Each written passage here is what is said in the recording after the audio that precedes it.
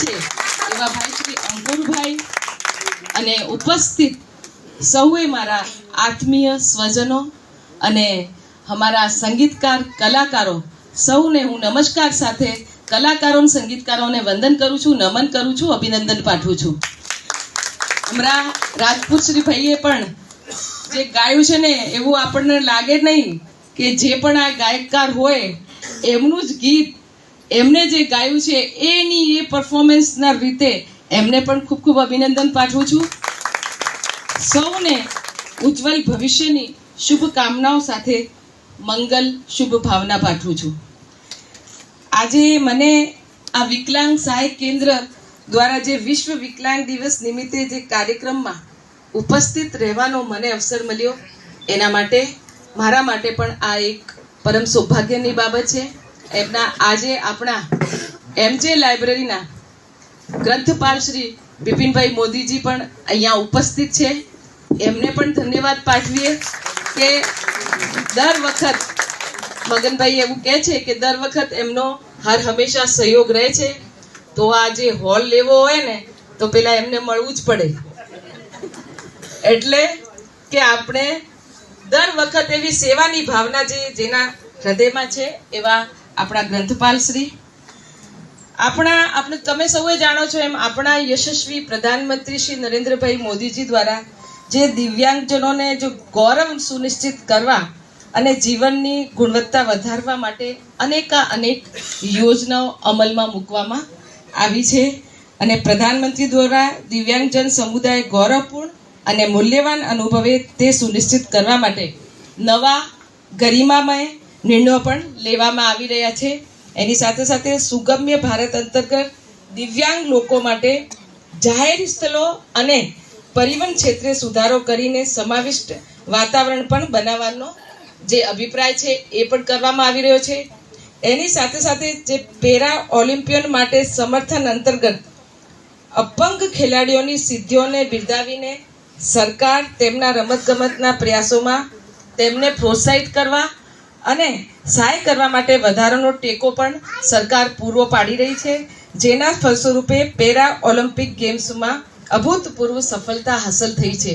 કે આપણી જે ગવર્મેન્ટ છે એ અનેક રૂપે જે યોજનાઓ આવે છે પણ યોજનાઓનું ફરી અમલીકરણ થાય છે કે નહીં એ અમલીકરણનો પરિણામ છે કે આજે રમતગમતના ક્ષેત્રમાં પણ આપણા જે દિવ્યાંગજનો છે એમનો અભૂતપૂર્વ યોગદાન છે. અને સાથે સાથે હર ગેમમાં જે ખેલાડી ઉતરે છે એ સફળતા પણ પ્રાપ્ત કરે છે. એના માટે હું આપ સૌને ખૂબ ખૂબ ધન્યવાદ પાઠવું છું, સાથે સાથે બધાઈ આપું છું. અને જ્યારે પણ આપણે કોઈ પણ આમ રમતગમતની કોઈ પણ ક્ષેત્ર હોય, જ્યારે પણ કોઈ પણ કામ કરવા આપણે નીકળીએ છીએ ત્યારે ત્યાં સફળતા અસફળતા આ બંને રહેવાની. પણ સફળતાની સાથે જ્યારે અસફળતા મળે, આપણને ના મળે તો પણ અસફળતા મળે તો પણ કંઈક આપણે મૂર્છાવાનું નથી.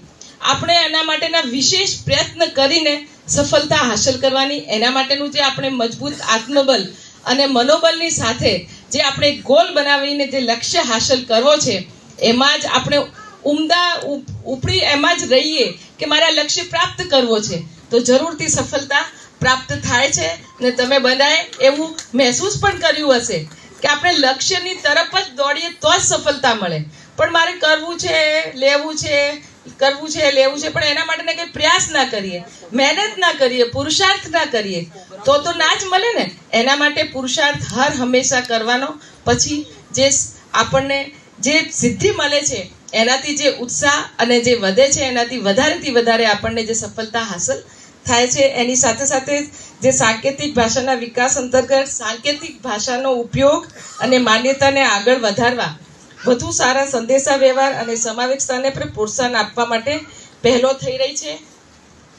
એટલે કે ચાલો આપણે આપણા દિવ્યાંગ ભાઈઓ અને બહેનો માટે ઉત્તમ ભવિષ્યને સુનિશ્ચિત કરવા અને સુલભતા વધારવા તરફ સામૂહિક રીતે કાર્યરત રહીએ. અને એની સાથે સાથે દિવ્યાંગ વ્યક્તિઓની જે એમ કહેવાય સસ્ટેનેબિલિટી અને ધૈર્ય આપણને હંમેશા સંકલ્પથી સિદ્ધિ સુધી પહોંચાડવા પણ પ્રેરણાબળ આપે છે. કે એમના અંદરનો જે એમ કહેવાય જે કૌશલ્ય છે, દિવ્યાંગજનોમાં જે અકલ્પનીય કૌશલ્ય શક્તિ પણ હોય છે. અને જરૂરથી જે કૌશલ શક્તિ ઓળખવાની તેમને તેમજ તેને યોગ્ય માર્ગદર્શન આપવાની હોય છે કે જે દરેક વ્યક્તિમાં ભલે દિવ્યાંગજન હોય પણ એમના અંદર કોઈક ને કોઈક એવું હુનર હોય છે જેનાથી કે એ મહેનત કરી પરિશ્રમ કરીને જે પોતાનું કૌશલ્ય છે એની જે સફળતા પણ પ્રાપ્ત કરી શકે છે. એટલે સુરતમાં જે દિવ્યાંગોની ઓળખી તેમના પરિવાર તેમજ દિવ્યાંગને જરૂરી સગવડો પૂરી પાડી તેમને યોગ્ય શિક્ષણ આપી તેમનામાં રહેલ ચાવીરૂપ કૌશલને ઓળખી જરૂરી કૌશલ ટ્રેનિંગ આપી તેમને આત્મનિર્ભર બનાવવાના પ્રયાસો અમે સૌએ સાથે રહીને કરતા રહીશું તેવી અભ્યર્થના સાથે આપ સૌનો ખૂબ ખૂબ આભાર. અને સૌએ જે એ કાર્યક્રમને સફળ બનાવવા માટે જેમનો અભૂતપૂર્વ યોગદાન છે આ બધાને ખૂબ ખૂબ અભિનંદન પાઠવું છું. અને હંમેશા આપણે સૌએ સાથે રહીને સમાજ સેવાની અને સમાજને ઉત્થાન માટેના પ્રયત્ન કરતા રહીએ. એની સાથે સાથે હું આપ સૌને એક વાત જરૂરથી કરીશ કે આપણા યશસ્વી વડાપ્રધાન શ્રીનું અત્યારનું જે વિશેષ વિઝન છે એ છે હર ઘર સ્વદેશી ઘર ઘર સ્વદેશી.